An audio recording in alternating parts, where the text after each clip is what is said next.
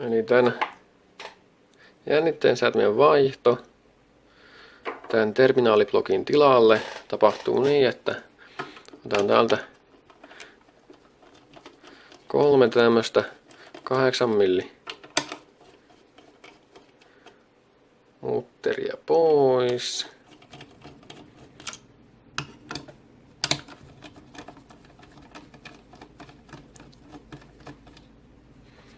Tää on tosi simppeli homma.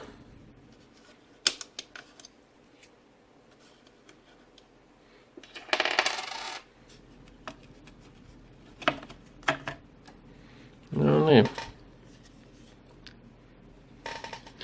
Se nyt on saatu pois tieltä. No sitten me tässä nähdäänkin jo tämä terminaaliblokki. Eli tämä ei ole jännitteen sääri. Tässä on alun perin ulkoinen jännitteen sääri. Ja otetaan tämä täältä nyt pois seuraavaksi. Täällä on 1, 2, 3, 4. 4 tuommoista ristipäistä ruuvia.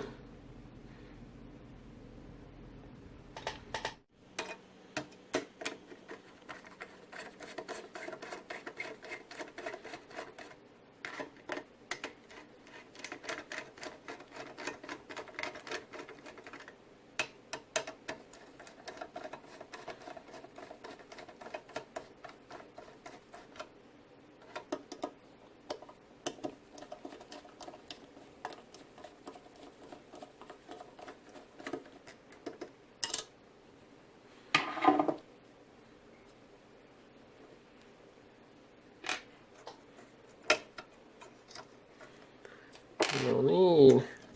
Ja tämä pitäisi tästä lähteä seuraavaksi irti. Noin.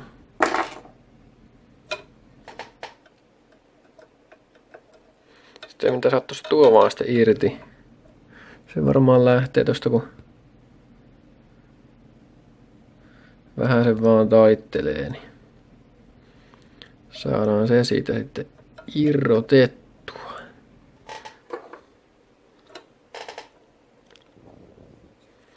Katsotaan nyt tähän verrataan, niin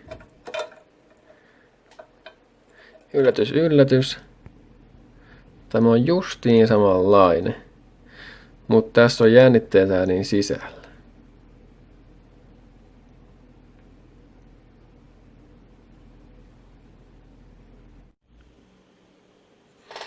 No niin, mä vääntelin vaan tän tästä irti. Kyllä sitä lähti, kun vähän vääntelin. No, tässä on tämä uusi. Tadaa, ja sehän menee sinne hienosti. Tuohon pitää tohon vaan kiinnittämään. Puristan ton tosta ja sitten vielä varmaan kolvaan sen niin. Mä tohon merkkasin nuo johtojen paikakki jo valmiiksi. Niin. Ja sitäkään sitten enää ihmetellä. No niin, se olisi nyt paikallaan. Pitää ton tosta vielä kolvalla kiinni, mutta muuten siellä nyt on. No sitten nämä hiilet pitäisi tonne saada seuraavaksi. Elikkäs tuolla on tommonen reikä. Me paitaan sieltä vaan joku läpi ja pidetään sillä näitä hiiliä paikallaan.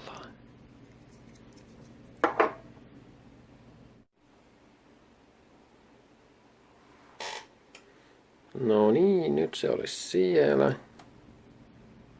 Sitten vaan laitetaan tämä tästä paikoilleen. Noin. Mä käytin ihan tämmöstä hakaneulaa vaan. Sitten vaan ruuvit paikalleen ja tämä alkaa olla valmis.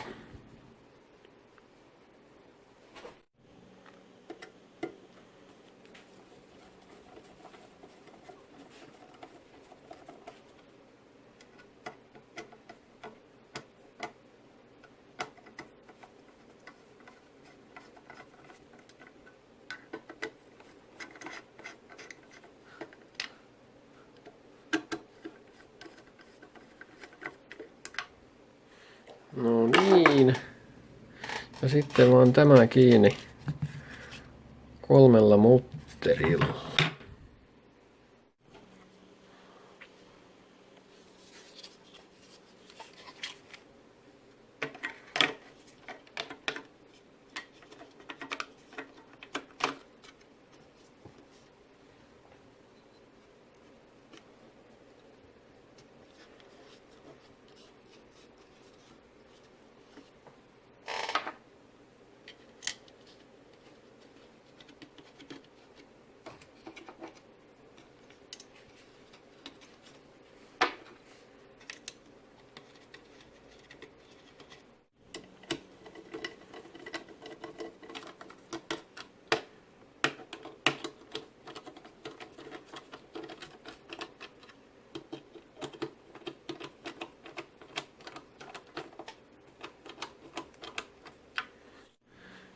No niin, nyt tämä olisi valmis, eli pitää nämä sitten vaan kytkeä. Se menee esimerkiksi suoraan tähän plus-terminaaliin tai akkuun plussaan tai miten nyt vaan haluaakaan. Ja mä itse pistän tuohon diodia sitten välille, että saa jännitteen sopivaksi. IG eli ignition, tuo menee virtalukolle. Pitää katsoa mistä mä sen laitan. Ja tuo L oli laitti, eli tuon mittariston valo. Eli tää menee sinne. Eikä tosi helppo kytkeä, ettei ole niinku sen kanssa mitään ongelmia. Tää pitäisi nyt olla valmis asennusta vaille vaan.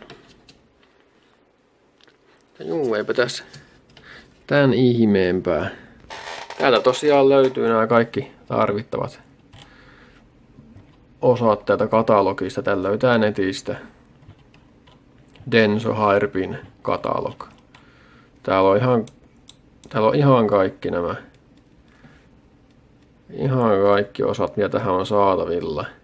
Ja näistähän ne kokoo sitten ne parhaista osista kootaan sitten ne teholaturit, mitä on saatavilla yleensä. Tai ainakin ne, niin ne halvimman pää teholaturit, niin on näistä vaan koottu kaikista osista. Parhaat osat vaan laittu sinne niin ja laittu myyntiin.